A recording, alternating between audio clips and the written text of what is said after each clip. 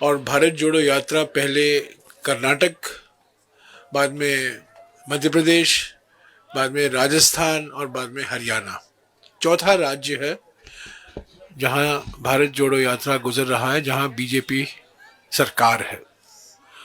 और इन चारों सरकारों में, चारों राज्यों में बीजेपी सरकार ने खूब प्रयास की भारत जोड़ो यात्रा को डिरेल करने की।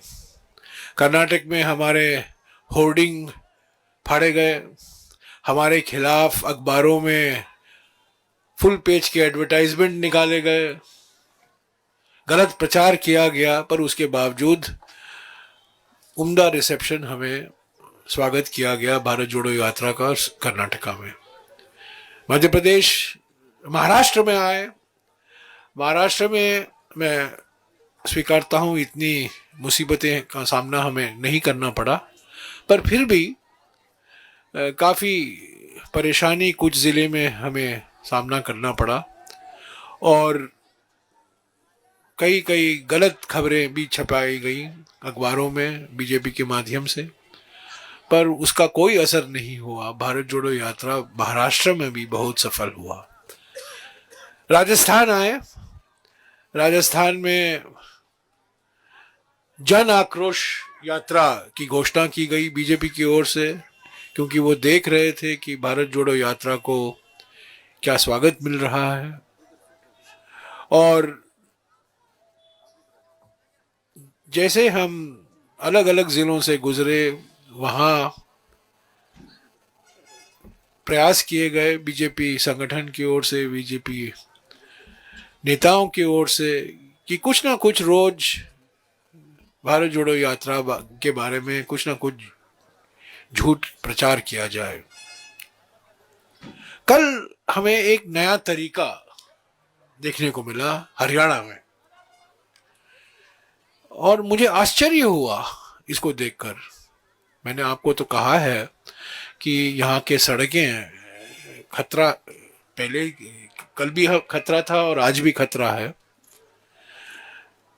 पर कल जिस गांव में हम रुके थे, कैंपसाइट था हमारा कल शाम का, शाम की पदयात्रा के बाद हम भादस गांव से गुजरे, और भादस गांव में कुछ बिजली नहीं थी, पर उसके बावजूद हजारों लोग थे, चिल्ला रहे थे, नारे लगा रहे थे, हमारा स्वागत किया। तो मैंने कुछ लोगों से बात की और पता चलाने की कोशिश की कि क्यों यहाँ बिजली नहीं है, क्योंकि हरियाणा में तो 100% इलेक्ट्रिफिकेशन है। पहला राज्य था हमारे देश में जहाँ 100% सड़कें, 100% इलेक्ट्रिफिकेशन हुआ था।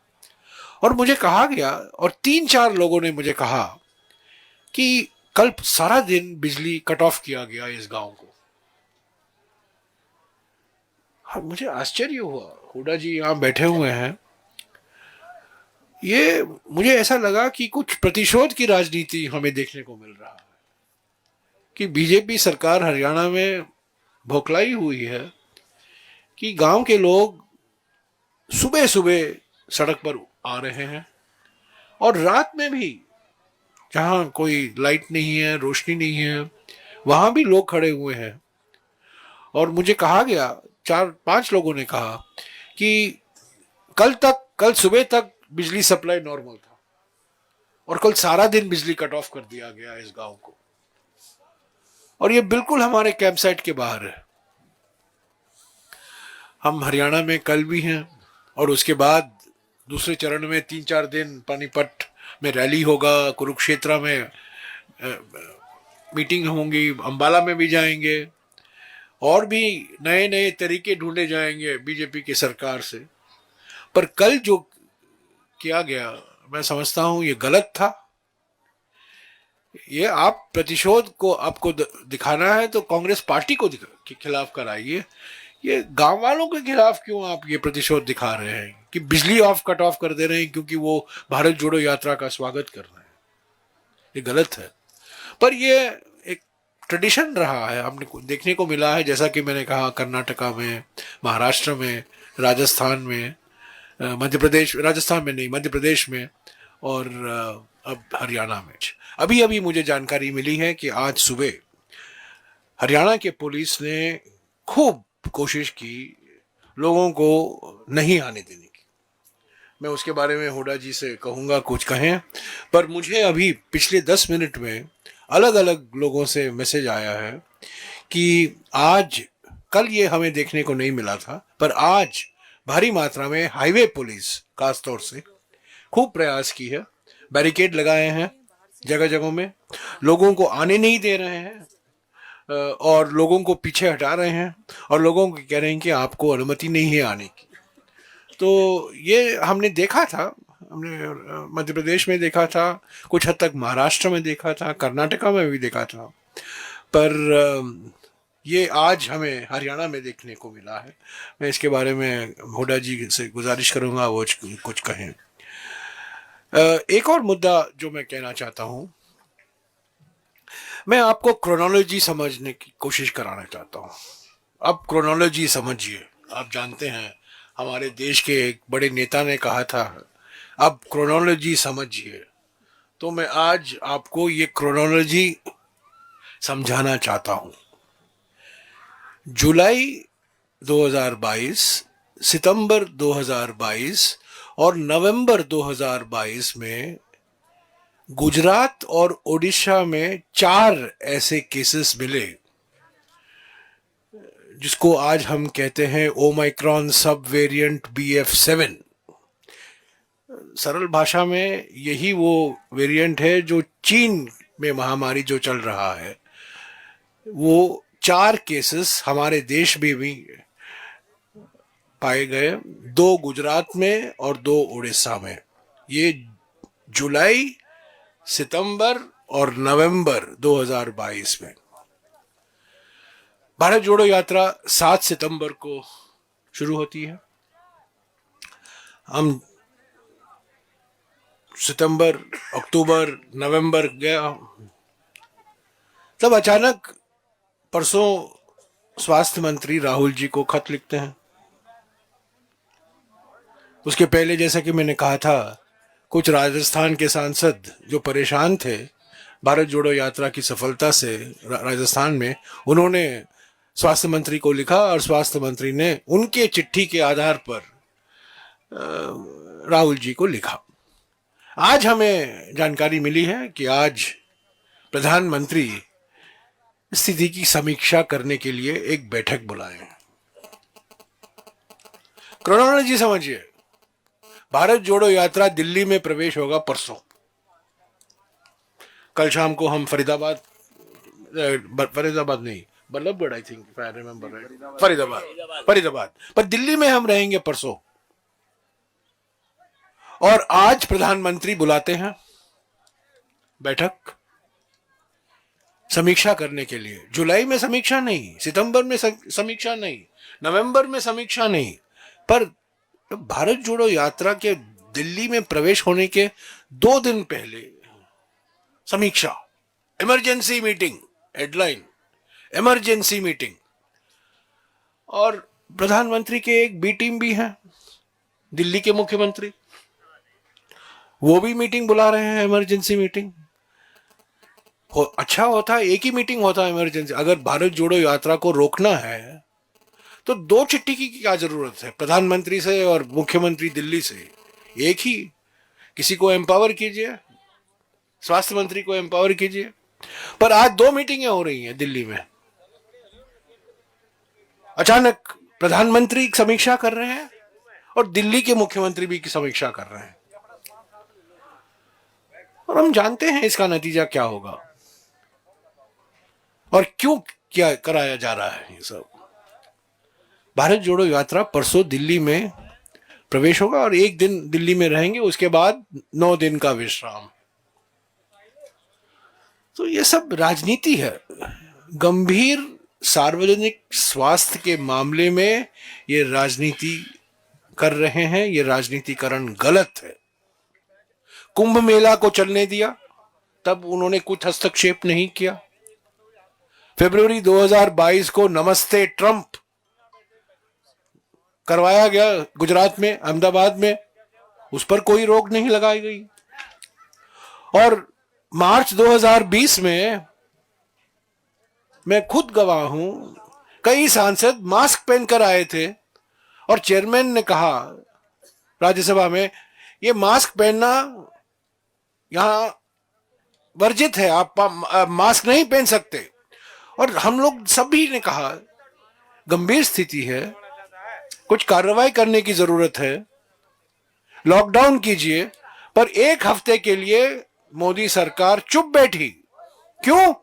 क्योंकि वो व्यस्त थी कमलनाथ की सरकार मध्य प्रदेश में गिराने में।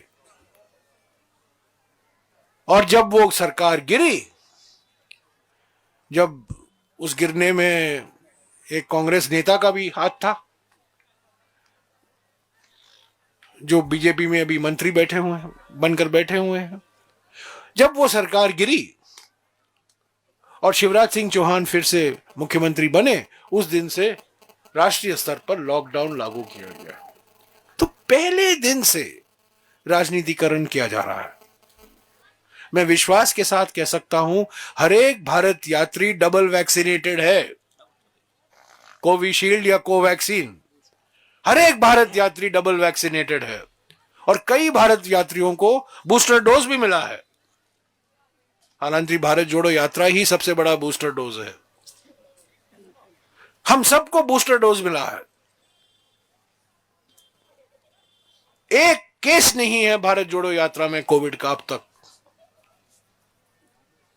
और ये सब अभी ऐसा बताया जा रहा है, इमरजेंसी सिचुएशन है। और ये सब क्यों कराया जा रहा है? ताकि एक वातावरण पैदा किया जाए कि देखिए कोविड की महामारी आने वाली है और ये गैर जिम्मेदार लोग हैं जो हैं भारत जोड़ो यात्रा, वो इसको रोक नहीं रहे हैं।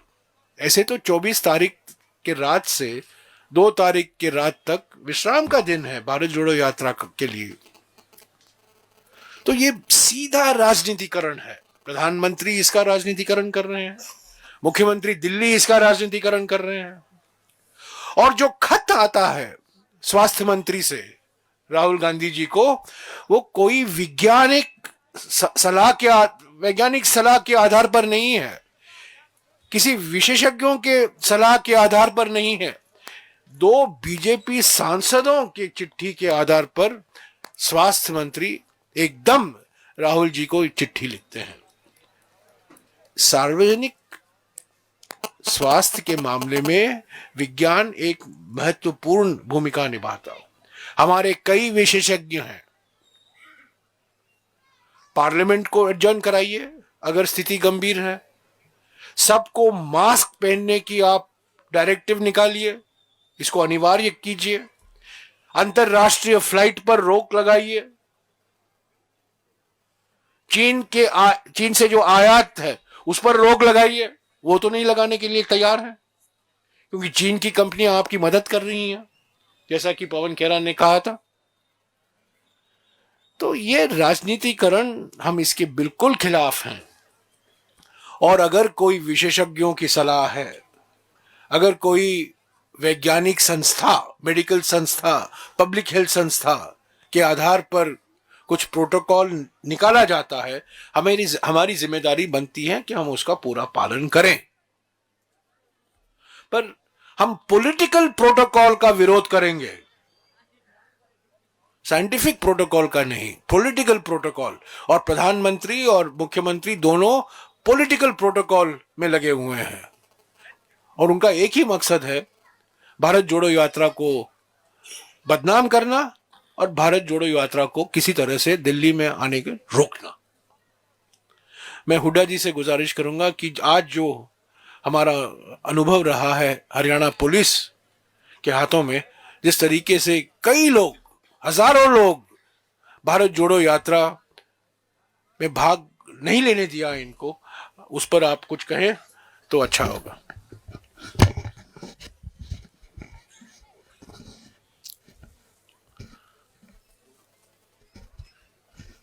जयराम जी ने 2 इशू उठाए हैं जहाँ तक हरियाणा का सवाल है। एक तो भादस गांव में बिजली का और दूसरा पुलिस की कार्रवाई। जहां तक बिजली का सवाल है, देखिए अगर इस नियत से बिजली काटी गई है कि हमारी वहाँ यात्रा जा रही है, उसकी जांच हो जाएगी, और इस नियत से काटी जा रही, तो मैं हरियाणा सरकार को ही कहना चाहता हूँ कि फिर तो पूरे हरियाणा की बिजली काटनी पड़ेगी आपको, एक गांव की नहीं, पूरा हरियाणा जुड़ चुका है इससे। तो ऐसी जो राजनीति से प्रेरित कोई ऐसा काम कोई भी अधिकारी करता है, उसका तो काम बिजली सप्लाई करना है, उसको मैं चेतावनी देना चाहता हूँ। इसी प्रकार से पुलिस की जो ये कार्रवाई है, पुलिस का काम कानून व्यवस्था कायम रखना है, पुलिस का काम किसी की रोक लगाना का नहीं, क्योंकि कल बहुत भीड़ आ गई थी। आज इस वास्ते सोच के भीड़ कम करेंगे, राजनीति से प्रेरित कोई फैसला पुलिस अधिकारी लेंगे तो भाई उसका जो हम देखो, सरकार तो आनी जानी चीज है, उसकी हम असेंबली का सेशन है उसमें भी उठाएंगे और पूरी उस पे ऊपर हम खिलाफ उसके कार्रवाई लेंगे।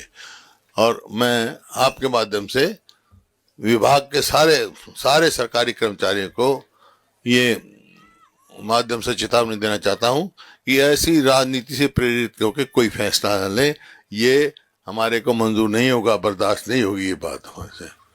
तो हाँ, जो मजबूरी होती है तो बताएं, अगर बिजली गांव में नहीं जाती है तो गांव को पहले बताएं कि भाई हमारे तो इस वजह से हम बिजली कटौती करेंगे, कोई बात नहीं।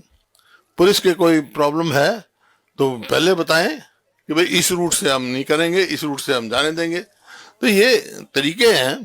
तो जैसा बताया जयराम जी ने, वो इसकी पूरी जांच करेंगे और इसके ऊपर पूरा वो लेंगे, अमल लेंगे।